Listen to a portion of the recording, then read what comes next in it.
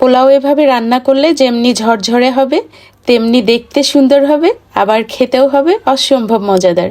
সবাই খেয়ে অনেক পছন্দ করবে। আশা করছি রেসিপিটি ভালো লাগবে। চলে যাচ্ছি মূল রেসিপিতে। শুরুতে চুলায় একটি প্যানে অল্প করে তেল দিয়ে দিলাম। দিয়ে দিচ্ছি একটি তেজপাতা, সাদা এলাচ আর দারচিনি। দিয়ে দিলাম পেঁয়াজ কুচি। পেঁয়াজগুলোকে বেশি সময় ভাজবো না, নরম হয়ে আসলে এর মধ্যে দিয়ে দিচ্ছি 1 চা চামচ আদা রসুন বাটা। আদা রসুনগুলোকে একটু ভেজে নিলাম যাতে আদা রসুনের কাঁচা গন্ধটা চলে যায়। এবার এর মধ্যে দিয়ে দিচ্ছি 1.5 কাপ ধুয়ে রাখা পোলাওয়ের চাল। লবণ দিয়ে দিলাম 1 চা চামচ।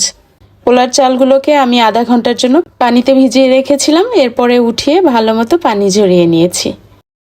চালগুলোকে মিডিয়াম টু লো হিটে সময় নিয়ে ভেজে নিব। চালটাকে ভালো মতো ভেজে নিলে পোলাওগুলোও কিন্তু ঝরঝরে হবে। চালটা যখন প্রায় ভাজা হয়ে এসেছে, এই পর্যায়ে আমি ছোট আর কিউব করে কাটা গাজর দিয়ে আরও 1 থেকে 2 মিনিটের মতো ভেজে নিলাম। আমি 1.5 কাপ চালের জন্য 2.5 কাপ ফুটন্ত গরম পানি দিলাম। খুব ভালো করে মিশিয়ে দিলাম। দিয়ে দিলাম 2 টেবিল চামচ গুঁড়া দুধ। আপনারা চাইলে লিকুইড দুধও এখানে দিতে পারবেন। ভালো করে মিশিয়ে দিলাম যাতে গুঁড়া দুধের কোনো দলা না থাকে। দিয়ে দিলাম কিছু কিশমিশ আর সামান্য একটু জয়ত্রী।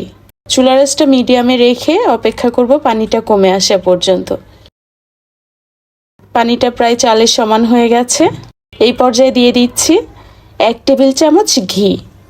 হালকা পানি থাকা অবস্থায় ঘিটা দিলে পুরো পোলাওয়ের মধ্যে ঘিয়ের ফ্লেভারটা পাওয়া যায়, তখন কিন্তু স্বাদটা অনেক গুণ বেড়ে যায়। দিয়ে দিলাম মটরশুঁটি। মটরশুঁটিটাকে এরকম শেষের দিকে দিলেই কিন্তু মটরশুঁটির রঙটা ভালো থাকবে, আবার সিদ্ধও হবে। কয়েকটা কাঁচামরিচ দিলাম, ঢাকনা দিলাম। ঢাকনার ছিদ্রটাকেও টিস্যু দিয়ে বন্ধ করে দিলাম। চুলার আঁচটাকে একেবারে কমিয়ে রেখে দিব 10 মিনিটের জন্য।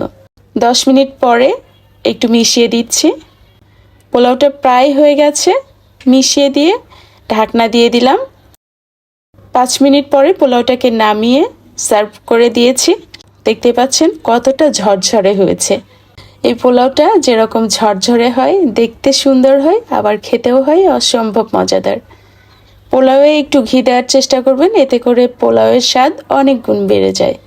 বাসায় এভাবে করে দেখবেন, আশা করছি আপনাদেরও ভালো লাগবে। আজকের পর্বটি যদি ভালো লেগে থাকে অবশ্যই আপনাদের ফ্রেন্ডস ও ফ্যামিলির সঙ্গে শেয়ার করবেন। ভালো থাকবেন সবাই। আল্লাহ হাফেজ।